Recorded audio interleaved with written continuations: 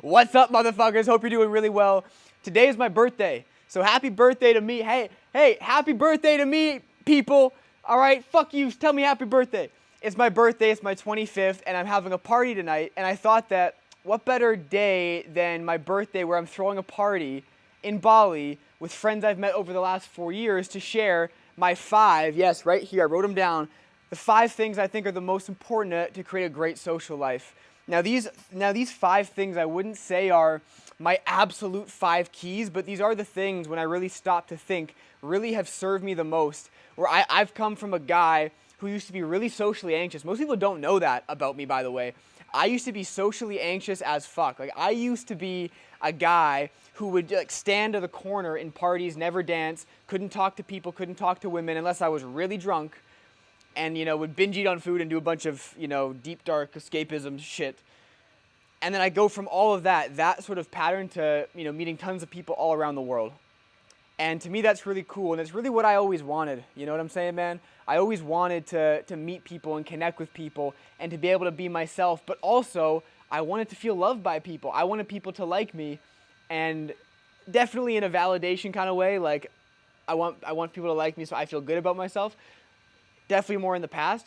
But I also just wanted to be liked. Like, it feels good to be loved by people that you respect and that you love. So if you want to experience that, if you want to experience a great social life, that is my motherfucking offer to you right here, right now. So if you want to learn how to expand your social circle and have higher quality people come into your social circle, I'm going to share with you these 5 things here. So I think I'm just going to hold this journal and then set it down because that just, makes the most sense to me because I like to talk with my hands.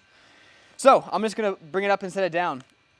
So the first thing I want to share with y'all is actually, before I get into this, I want to share with you this villa and the story of this villa. So show them around my unit. This is where we're going to be hosting the party today. We got like a nice pool out here, nice quiet area. The street's just back out here. It's a pretty big place. It looked better than it did on the Airbnb, which usually never fucking happens. The Airbnb undersold this place. There's like 2 floors, 3 bedrooms, big space. We're going to have a DJ set up right here. We're going to have a cacao ceremony. We're going to get high as fuck off cacao because that's what we do in Bali. And we're going to have, I don't know, maybe like 15 people will come. Honestly, a lot of my friends, they went home for Christmas, which is, is what it is in Bali. People don't always stay. Relationships can actually be pretty transient in Bali, but that's cool. So anyways, I'll get into my 5 steps, but I just wanted to show you guys the vibe, the house, because Bali offers a dream life for pretty cheap. Like, it's not like I paid thousands of dollars for this place, or anything like that. It doesn't cost thousands of dollars. And in Bali, you don't have to pay that much compared to US or Canada or Europe. And that's actually, this isn't on the list, but that is a cool key, is finding areas of the world that you can go to and live for cheap, but still get the results you want. Like, meet cool people for less money. Even get paid to meet people. And that's one of the reasons I like to interview people and do content, because content helps me build my business, helps me build brand, likability, trust, but I get to go out and meet people, so I'm getting paid to meet people. I want to get paid to socialize. I want to get paid to study like I do for my clients. I want to get paid to coach like I do for my clients. I want to get paid to travel. I want to get paid to learn, So I want to get paid to do what I love. That's a huge thing that people don't think about, but you can get paid to socialize. You can get paid to go out. But you have to be good at what you do. You have to find ways to add value to other people, and you can do that. I think it's also good to follow your personality. So anyways, first thing, number 1 thing that I thought of that I think is the most important is, when it comes to developing a great social circle and have a great, connection with people and easily magnetically attract people, is do your internal work on the side. And what I mean by that is develop your personality. Develop your personality. If it's hard for you to be funny, and it scares you to be funny, this was a big one for me, then learn how to be funny. Learn how to laugh again. Practice the art of laughing. Practice telling jokes. Practice getting yourself out there and kind of looking like a fool. That was the thing I didn't want the most. I just didn't like looking like an idiot, But when I practiced looking like an idiot, when I practiced joking and laughing, it made it more natural and easy. So maybe that's a piece for you. Maybe you want to work on being more deep and being able to really drop in with people and really connect on a deep level, like heart to heart, because that's very connecting. And maybe that's the part of your personality you want to develop, or maybe there's some other aspect of your personality, maybe being loud and outrageous and like, hey, everybody, let's party. Who wants to drink? Or, let's play this game. And you want to maybe have that more leadership role or that more loud personality. Maybe it's a part of your personality you want to develop. And the cool thing is, our personality is something that we do. It's not as much something that we are. Now, are there ingrained personality traits? Almost assuredly. Almost, as far as I can tell, almost assuredly. However, a lot of our personality is actually up for discussion. It's up for debate. You can act loud and outrageous and crazy, even if you've called yourself shy your whole life. You can act funny and like a fool and like an idiot, even if you've called yourself really responsible and structured and, boring, let's just say, your whole life or whatever. You can act differently at any moment. Like Alan Watts says, you have no obligation to be who you were 5 minutes ago. And that is 5 seconds ago. That's also true. You have no obligation to be who you were 5 seconds ago.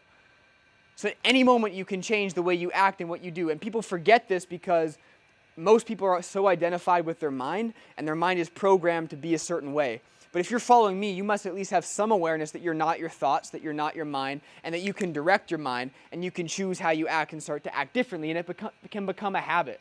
So I would literally, just for an example, I would literally laugh for like 10 minutes straight just to challenge myself. I just go like this.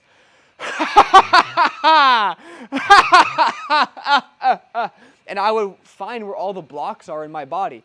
Like there's a block in my throat. There's a block in my chest. It's like, oh, it's hard to laugh. Even physically, I wasn't able to laugh. So I learned to open myself up physically and psychologically as well to learn how to laugh again. And that was part of me developing my personality. So that's the number one thing I would say is learn to find your range of your whole self. It's not being somebody you're not. It's expanding who you are. It's giving you more range. It's like you can be really serious and deep. You can be really playful and silly and stupid. You can also be really grounded and centered and in control and in charge. You can have all these different aspects of yourself, but usually people have one that's more developed than the other. Usually their left bicep is way overdeveloped or their right bicep is way overdeveloped. Oftentimes I find that guys are too serious and they don't have that playful side and they really want to be free just to be silly and stupid. Or they really want to be able to go deep, but they're so afraid to be vulnerable and to be laughed at. And this is all about childhood trauma, by the way. And that's why I studied childhood trauma, so I could help myself, because I realized the reason I was so scared of people and I saw people as a threat was because I used to perceive people as a threat because I was hurt by people in my life. I was hurt by certain authority figures and certain peers. And that shame that you get from those experiences, shame comes from either being humiliated, this is from Dr. Peter Levine, either humiliated, abused by someone who's supposed to love you or care for you, or number two, it's when you get ostracized from a peer group. And so that happens to almost everybody. And so that shame gets stuck in the body and we become more, this is what shame and contraction looks like.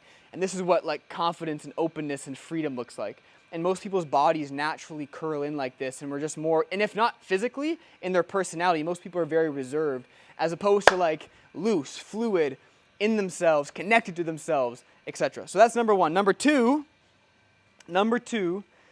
is be interesting and people will find you interesting. This is something I got from How to Win Friends and Influence People. If you're interested in other people, if you're curious about other people, they will find you more interesting. If you ask people questions, everyone's favorite topic is themselves. Everyone loves talking about themselves. And so if you ask people questions and you come with a curiosity, like you really want to know something about someone, then they will feel like you really care. They will feel like, wow, this guy's kind of an interesting guy. This guy's got something going on. I like this guy, because you're asking questions totally about them. So if you cultivate interest in somebody else, then by virtue of doing that, they will be interested in you, or more likely to be interested in you. And think about the opposite. Think about if you walk up to someone and you only talk about yourself. No one likes a dude who just walks up and only talks about himself, for the most part. If it's really just about him and you can tell that it's just about him, it's like, why the fuck am I in this conversation? This is a one-person conversation. I don't want to fucking be here, right? So one great hack is just to learn the art of asking questions, and part of that is studying books. Learn some things about life, so when you go up and talk to people, you have interesting questions to ask. Learn about psychology, so you can ask psychological questions about people. You can connect with people on that deeper level.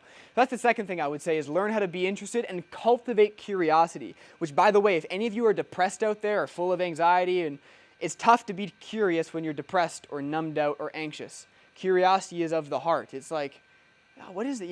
Cultivating this type of energy, it's hard to bring that level of passion if you're really depressed. So fix your depression, and then you'll be able to do this.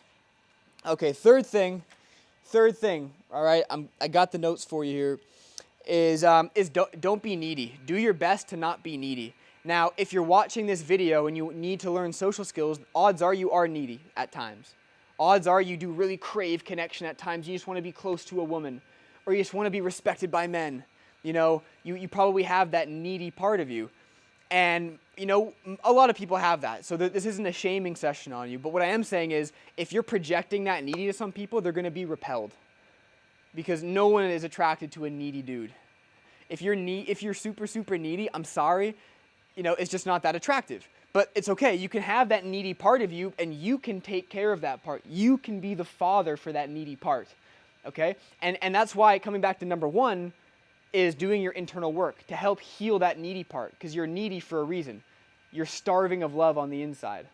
And so you look for it in women and in men and in validation and attention and people looking at you and liking you and all this sort of stuff. So if you can work with that needy part and then become more grounded in yourself and be like, oh, whether you like me or not, I'm good. Whether you smile at me or not, I'm good. Whether you look disgusted at me or not, I'm good. You know, I'm good. If you can come with that energy, then you're going to be much more able to connect with people, because they're not going to feel a neediness from you. They're not going to feel you clinging on to them. They're not going to feel you wanting to attach to them like a fucking, you know, no one wants that fucking claw fucking, you know, all over their face, right? So you don't want that. What you want to do is to come back to your frame and to be like, I'm good, I got me. And this is where, again, internal work is absolutely essential. Absolutely essential. You can fake confidence for a long time. I did it. You can fake it. You can flail yourself around and be confident and get some social results. However, real confidence is when you're secure, truly secure within yourself, and you actually don't care if people like you or not. You actually don't need anyone else. You're actually okay. You got you. When you can actually get to that place, you will be much more magnetic to people. People will be much more drawn to you, okay? That's number 3. Number 4, numero 4 is, oh, I love this one, yes, is do cool shit. Plan cool shit, cool events, so that when you meet somebody in person, like, hey, what's up? You vibe, you can say, hey, I'm doing this cool thing in a few days, you should come. Or, hey, I'm doing this awesome excursion, we're going to go travel here, you should come. Or, hey, there's this awesome party, or there's this awesome concert, or there's awesome this, or whatever. And sometimes it might just be, hey, well, let's grab coffee next week. Sometimes that's good enough. But it's good to be consistently doing cool shit and have other relationships of people that are doing cool shit, so you can say, hey, there's this awesome event coming up, you should come. Because that really helps you build the relationship deeper. It's hard to connect deeply with someone just from one time. And living in Bali, you connect with people very deeply, very quickly. However, even though it's deep and it goes quick, it can leave just as quickly.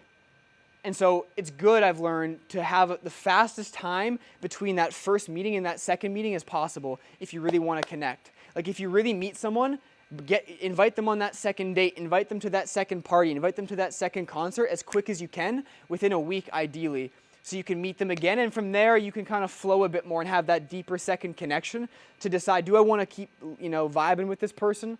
Is there an opportunity for us? And your connection will be much deeper, because lots of people meet lots of people one time.